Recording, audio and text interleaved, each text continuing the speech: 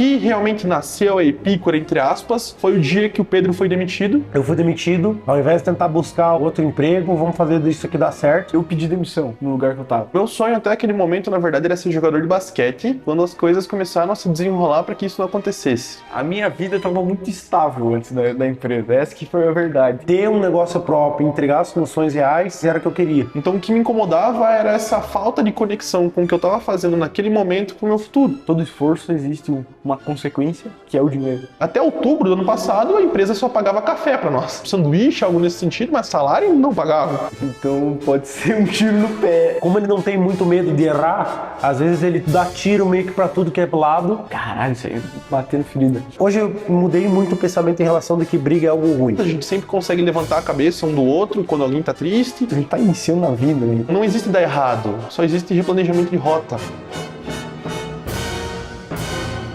Como que é teu nome e qual que é teu cargo? Meu nome é Lucas Antônio dos Santos e eu sou o diretor executivo da Epicura. Meu nome é Gabriel e eu sou o diretor operacional. Eu me chamo Pedro Henrique e eu sou o diretor de tecnologia da Epicura. Como que tava a tua vida antes da Epicura começar? Antes da Epicura começar, eu não tinha muita noção, na verdade, de pra onde que eu ia. Meu sonho até aquele momento, na verdade, era ser jogador de basquete, quando as coisas começaram a se desenrolar para que isso não acontecesse. A minha vida estava muito estável antes da empresa, essa que foi a verdade. Porque eu trabalhava num lugar que eu ganhava bem e era um emprego estável. Antes da empresa começar, não posso dizer que a minha vida estava ruim ou algo do tipo. Tava fazendo algo que eu acho que me fez me preparar para chegar hoje no nível que eu tô dentro da empresa. Tinha recém trocado de empresa. Então, a primeira coisa que eu comecei tarde a jogar basquete e a segunda veio a pandemia. Então a gente teve que parar de treinar e a partir dali eu meio que percebi que o sonho meio que tinha morrido nesse sentido. Me deram uma proposta para voltar e eu aceitei. Foi uma empresa que eu quase criei a minha carreira, vamos dizer assim. E tinha a ver com tecnologia? A empresa é energia solar, mas eu trabalhava na parte de TI. Trabalhei também a campo, então foi uma experiência muito boa na minha vida. Mas era muito estável, né? Porque eu era um contratado. Então não tem problema, né? A vida é muito simples. Tinha saído da Nexen, que é uma empresa aqui de Chapecó, para trabalhar na Altax, que é uma empresa de fora, mas que tem clientes no Brasil. Então eu sabia que não ia dar certo por esse caminho, ou que se fosse ia demorar mais tempo do que eu esperava, porque eu espero ter 25, 26 anos ali e já ter uma vida tranquila do que se pode se dizer monetariamente, conseguir fazer o que eu quero, ir para onde eu quero, esse tipo de coisa. Eu fui para o ramo de ciências da computação, tinha essa afinidade com o computador e um amigo meu, que depois foi ser meu futuro sócio, o Gabriel. E você sente que com um faturamento de 1 milhão em um ano, é sucesso ou é um peso? Eu acredito que o sucesso também seja um peso. Poucas pessoas conseguem ou conseguiriam fazer o que a gente fez, ter coragem de fazer o que a gente fez, da maneira que a gente fez, conduzir todas as situações.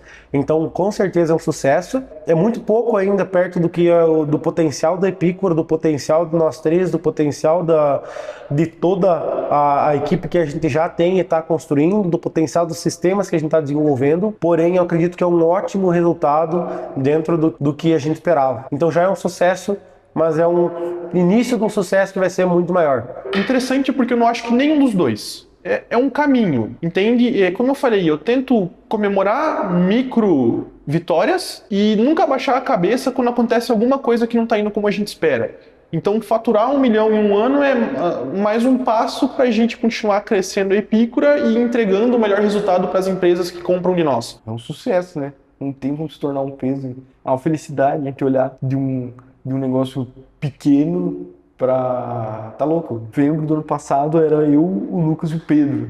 Hoje a gente já é 15 pessoas, então, putz, é um sucesso muito gratificante. O que mais te incomodava na tua rotina anterior? Um pouco do que me incomodava é que eu não tinha muito controle da onde eu podia chegar, basicamente. Hoje eu sei que aonde eu posso chegar é onde eu quiser, literalmente. Então o que me incomodava era essa falta de conexão com o que eu estava fazendo naquele momento com o meu futuro. O que mais me incomodava era de não estar fazendo algo que eu achasse que de fato agregava valor. A CLT te dá uma sensação de que tu consegue prever mais tua receita, mas tu pode ser demitido de uma hora para outra e não ter isso aí. Quando a Epicura começou, você tinha um plano B? Cara, eu não tinha um plano B não existe até hoje. Eu acho que essa pergunta, ela condiz muito com a maneira que eu lido com os problemas. Então, obviamente, existem problemas, todo mundo tem problemas, mas eu tento acreditar que tudo vai dar certo no final das contas. Eu acho que muito por essa vertente de acreditar que tudo vai dar certo, as coisas dão certo, porque é muito de como você vê e se relaciona com o mundo e com o ambiente ao teu redor.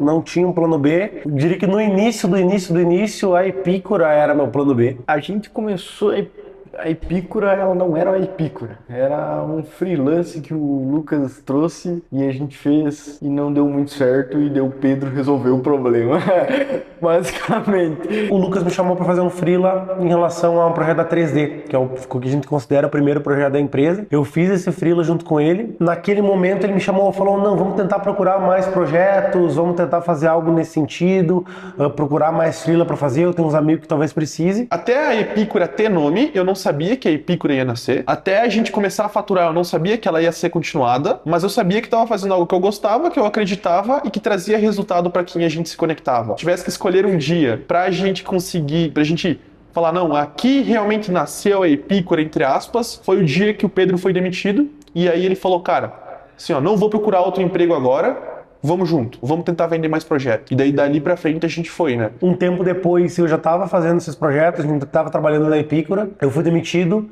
e daí naquele momento eu pensei, tá, ao invés de tentar buscar outro emprego, algo do tipo, vamos fazer isso aqui dar certo. Então tava eu e o Lucas, conversamos, metemos ficha, começamos a procurar mais ativamente o projeto, melhorar um pouquinho a qualidade da entrega, e conversando com o Gabriel para ele também vir full time. Eu fiz umas escolhas aí que foi ficar na Epicura. Então eu sabia que era algo que eu gostava, que eventualmente eu ia me tornar bom, porque tudo nessa vida a gente começa mal e vai evoluindo. Então não tinha um plano B, hoje não tem um plano B, mas esse plano B, se der errado, que eu acho que não vai, porque como eu falei, essa vertente de não tem como dar errado, as coisas vão se desenrolar para alguma coisa melhor. Não existe dar errado, só existe replanejamento de rota. E o que você sentiu quando você falou, vamos criar isso? Cara, foi um pouquinho de medo, assim, né? Então um pouquinho de receio, mas sabia que era um negócio que eu tava me preparando a tempo indiretamente para fazer. Num primeiro momento, eu senti um pouco de medo, porque o cara fica meio tipo, putz, tô saindo de um lugar que eu tô estável para um lugar que eu nem tenho salário. Então pode ser um tiro no pé. Veio um sentimento, na verdade, de uma euforia, sabe? Nesse sentido, cara, vou fazer um negócio novo, sou eu e os meus amigos. As entrevistas de emprego que eu fiz ao longo da minha trajetória sempre perguntavam o que eu queria fazer daqui a alguns anos, daqui a 5 anos, onde eu queria estar. E eu sempre falei que eu queria ter a minha própria empresa e trabalhar com tecnologia entregando soluções. Eu não entendi o que era o conceito de software house, mas eu entendia que ter um negócio próprio, entregar soluções reais, que resolvessem problemas reais, era o que eu queria. Eu acho que eu sempre acreditei e eu sempre fui muito ambicioso nesse sentido de querer ter algo próprio. Tanto que quando a gente fez o freelance, eu já tinha aquele CNPJ, então eu já fazia uns freelas e na parte de infraestrutura. Quando o Pedro e o Lucas começaram a realmente olhar e falar assim, não, vamos fazer isso que dá certo, então vamos dar-lhe. Aí acho que foi o Lucas já estava sem emprego, então ele estava direto na Epicura, aí depois veio o Pedro, eu pedi demissão no lugar que eu tava. Só que do lugar que eu tava, aí eles me pediram pra mim ficar no mínimo 3 meses lá, por isso que eu consegui arrumar a casa. Não vou dizer que eu nunca tive medo, tenho medo até hoje, mas eu nunca me senti medroso nesse sentido, porque eu sempre soube, cara, no final das contas eu tenho um apoio aqui. Não tô falando que sempre me apoiaram desde o começo, porque normalmente as pessoas apoiam quando tu recebe um valor monetário em retorno. Mas eu sabia que eu tinha minha família, fome eu não ia passar, então no final das contas não tinha por que não tentar. Foi um sentimento de realização, assim, a hora que, não, vamos pra frente, vamos fazer, com um pouquinho de medo, um pouquinho de pé atrás, mas também entendendo que a chance de retorno que eu ia ter a longo prazo ia ser muito maior do que se eu seguisse trabalhando para outras pessoas e afins. Na tua opinião, o que cada um dos dois faz melhor do que você? O Pedro com certeza programa melhor que eu, tem mais conhecimento técnico que eu, porque ele trabalhou muito mais tempo que isso. O Lucas se comunica muito bem, isso é muito bom dele, até por isso que ele é o vendedor. Cara, eu acho que o Lucas, ele corre mais riscos, então ele sofre mais riscos, né? Então ele tá mais disponível para tomar esses riscos para ele, ou tomar esses riscos pela empresa. Não, vamos fazer, vamos testar, vamos ver se dá certo. Ele é mais ágil em alguns pontos e tá mais disposto a errar. O Gabriel, eu acho que ele consegue fazer melhor a parte chata, que é justamente entender a parte financeira, fazer planilha. Ele consegue, não, preciso que resolva tal coisa. Ele consegue ir atrás de resolver essa pendência, de ir atrás de cadeira para o escritório, ir atrás de mesa, procurar um negócio barato, controlar também e entender que a empresa é a longo prazo. O Gabriel, ele tem essa vertente muito boa com dinheiro, por isso que hoje ele cuida muito do administrativo, então ele é mão de vaca. E isso é algo que a gente precisa ter, que eu e o Pedro não temos. E o Pedro, ele tem muito essa vertente mais técnica e literal. Eu acho que eu consigo combinar bem o mundo da imaginação e o mundo literal. Então, assim, eu sou prático, eu consigo tirar as coisas do papel, mas eu acho que o Pedro consegue colocar no papel de uma maneira melhor do que eu. E o Gabriel cuida muito dessa parte do dinheiro, ele é muito prático em relação aos investimentos que a gente tem que fazer. Então, acho que a gente se complementa muito nessas vertentes. Você já pensou que eles poderiam te deixar na mão em algum momento? Já pensei. Alguns momentos já pensei que eles poderiam me deixar na mão. Deixar na mão, acredito que sim, em relação a não entregar o que fosse necessário para a empresa. Não, porque eu acredito muito no que a gente está fazendo. É um pouco de autoconfiança demais até da minha parte, mas eu acredito que a operação ela tem que existir independente das peças. Que o Lucas em algum momento não vendesse o que fosse necessário para a empresa seguir, que o Gabriel não tivesse capacidade de administrar a empresa financeiramente. Eu sempre tive a confiança de que eles estavam dispostos a entender o que precisaria ser feito para não deixar na mão. Então que eles não fariam isso por vontade própria. Tu aprende muito com o tempo que tu tem de empresa, com as dificuldades que tu vai aprendendo. Mas em alguns momentos a gente realmente repensa no que a gente tá fazendo. A gente olha assim e fala, puta merda, tamo no vermelho, tá dando dor de cabeça, fora do prazo. É óbvio que se o Pedro sair da operação, o Gabriel sair, a gente ia ter problemas, mas como eu falei antes, os problemas às vezes vêm pro lado bom, ou não são problemas, só são mudanças no caminho. Então é tudo da maneira como você enxerga, né? Porque chega um momento que todos nós fica desanimado.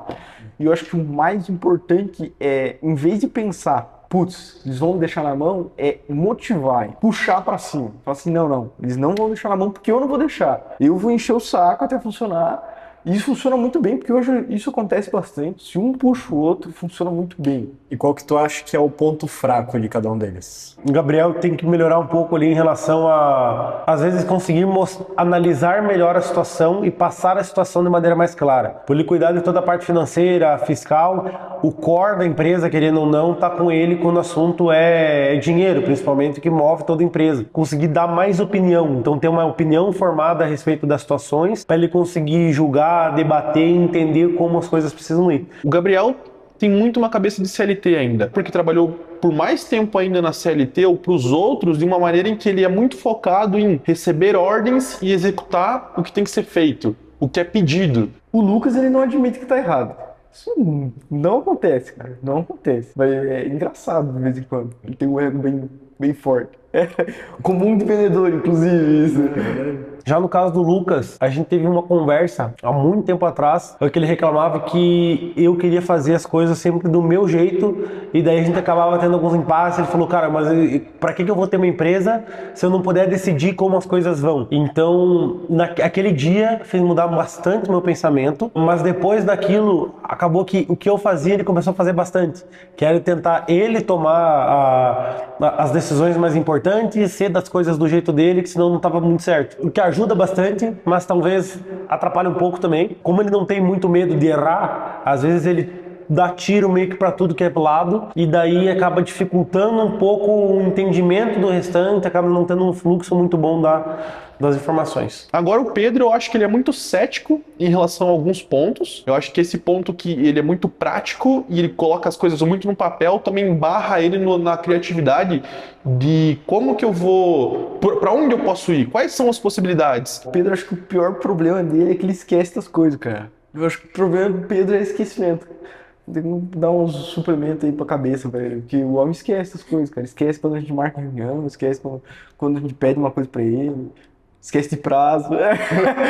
Qual que foi o momento mais divertido que você se lembra com eles? O momento mais divertido? Eu acho que quando a gente viaja, são momentos muito divertidos. Quando a gente viaja, nós três juntos, que a gente consegue conversar, se conectar. Eu lembro muito do momento que a gente tava indo pra primeira viagem de avião. A minha, do Lucas, o Gabriel não ia ir para essa viagem. A gente comprou as passagens, um cliente chamou nós para ir numa feira e o Gabriel imprimiu basicamente a passagem do Lucas numa folha A0, acho que era. Então, uma folha gigantesca. O Lucas encheu o saco pra ir num evento com um cliente e tal. E a gente já não tinha um dinheiro e as passagens deu cara pra um caralho, porque era em cima da hora. Aí eu falei, não, vou encher o saco já que vai ir. Aí eu imprimi a passagem do Lucas do tamanho de uma cartolina. Aí foi engraçado. Isso aí foi um tanto engraçado. Eu chegou no aeroporto. Eu acho que eu que dei ideia pro Gabriel. E ele imprimiu, não falou nada. Chegou no aeroporto, me entregou minha passagem, foi escondendo a folha.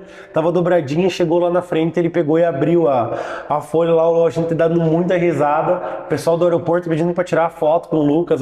Uma moça tentando escanear o QR Code. Então acho que esse foi um momento muito engraçado. Que era um momento muito legal. Que pô, a empresa conseguindo bancar nós ir para São Paulo, visitar um cliente que foi um cliente muito importante no começo da empresa. Quando eles imprimiram a passagem gigante para mim para o aeroporto, ou quando a gente envelopou toda a mesa do Gabriel, ou quando vocês verem que a gente vai tirar as rodas do carro do Pedro, que eventualmente vai acontecer, eu acho que esses momentos de brincadeira e de viagem são onde a gente se conecta muito forte, porque são 1, 2, 3, 4, 5 dias que tá só a gente convivendo numa casa, conversando o tempo todo, fazendo tudo junto. Quando vocês perceberam que poderiam realmente ganhar dinheiro com isso? Cara, acho que ganhar dinheiro, a gente percebeu que a gente podia ganhar dinheiro, né? Porque é um trabalho. Querendo ou não, é um esforço. Todo esforço existe uma consequência, que é o dinheiro. Cara, acho que desde o começo percebi que dava para ganhar dinheiro, porque antes mesmo de ter empresa, teve esse projeto com a 3D, então eu recebi um valor ali, acho que foi, sei lá, R$1.000, R$1.500 que eu recebi para resolver o problema do Lucas e do Gabriel no começo, que foi, eu acho que, o que passou a confiança para eles de que eu podia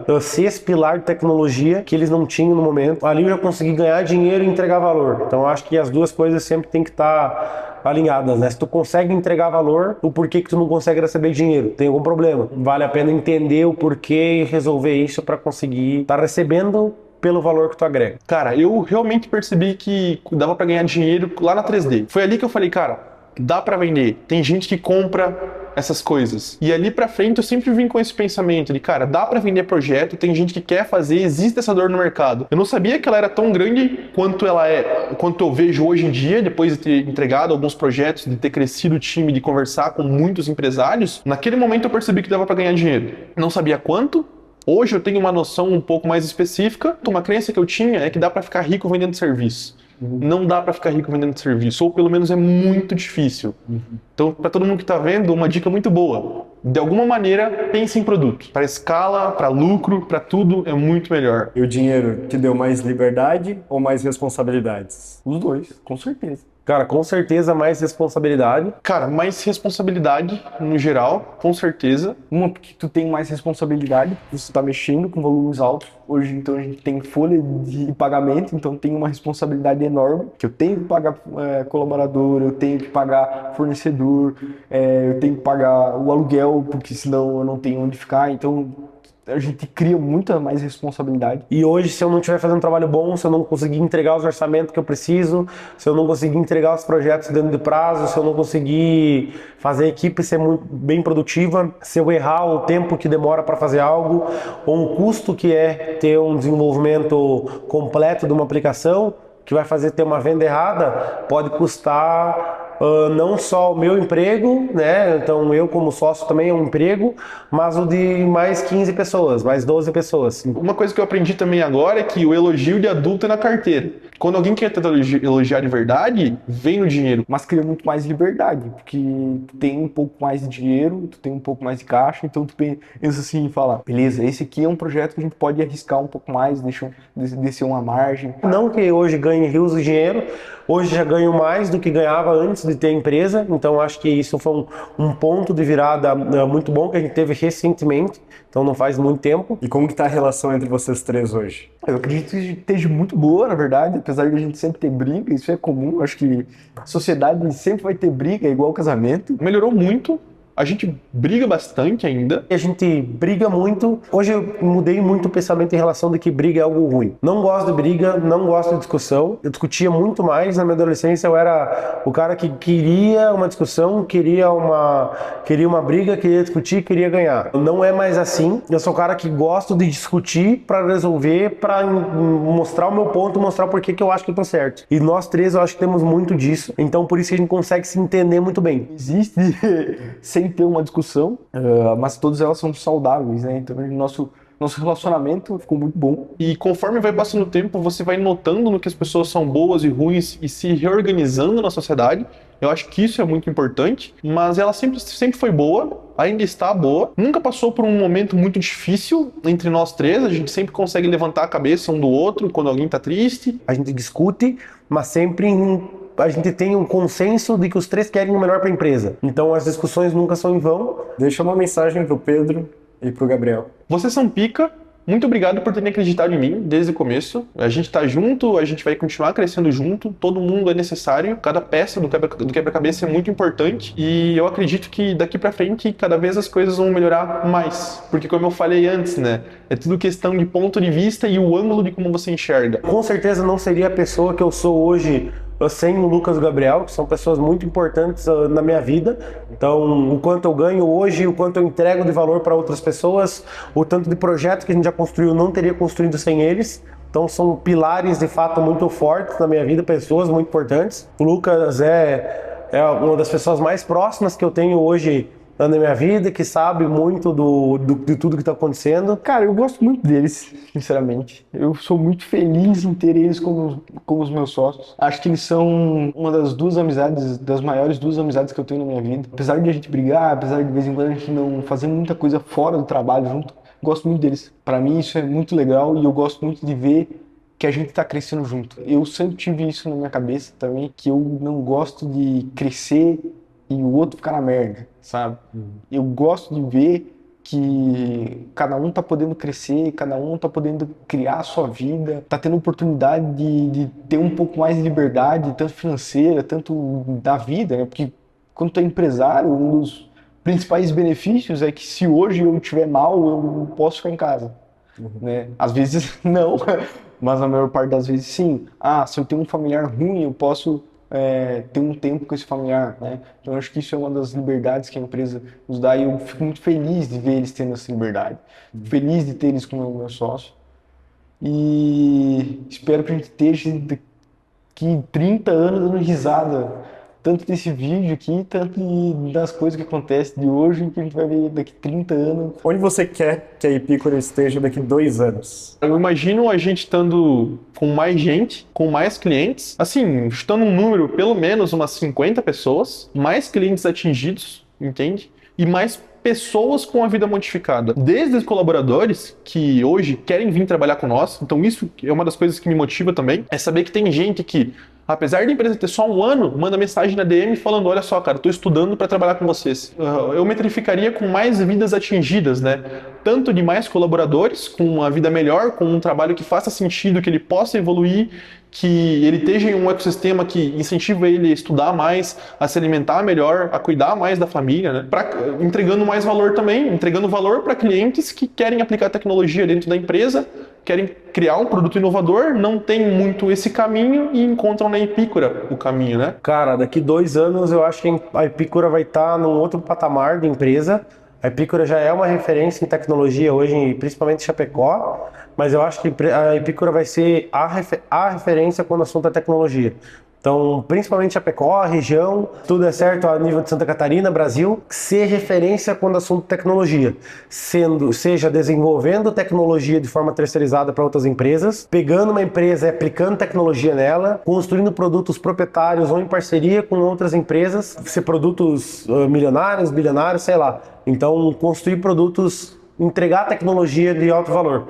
Então, acredito que o principal ponto é se tornar cada vez mais referência quando assunto tecnologia. Cara, 2 anos é um tempo curto, a gente tem muito para crescer. Comparando pelo fato que a gente cresceu do 0 para 15 colaborador, a gente cresceu muito esse ano. E eu acho que nos próximos 2 anos a gente vai crescer muito. Talvez não em colaboradores, talvez a gente não vá crescer, tipo, ter muito mais colaborador. Acho que também tem um limite de crescimento, nós não pode dar um passo maior do que a perna. Espero que a gente tenha um lugar muito legal de trabalho, uma cultura muito forte, de o pessoal gostar de trabalhar. Isso é uma coisa que já está se concretizando com o tempo. Então eu fico muito feliz também de ver isso, né? Que a gente consegue criar uma cultura legal. E eu acho que o principal é a gente conseguir ter cada vez mais liberdade. Tanto eu, tanto o Lucas, tanto o Pedro, a gente tem muita ideia de projeto legal que a gente quer fazer. Mas para fazer esse tipo de projeto, tem que ter dinheiro. E para ter dinheiro, tem que começar a crescer. Talvez daqui 2 anos tenha um local nosso,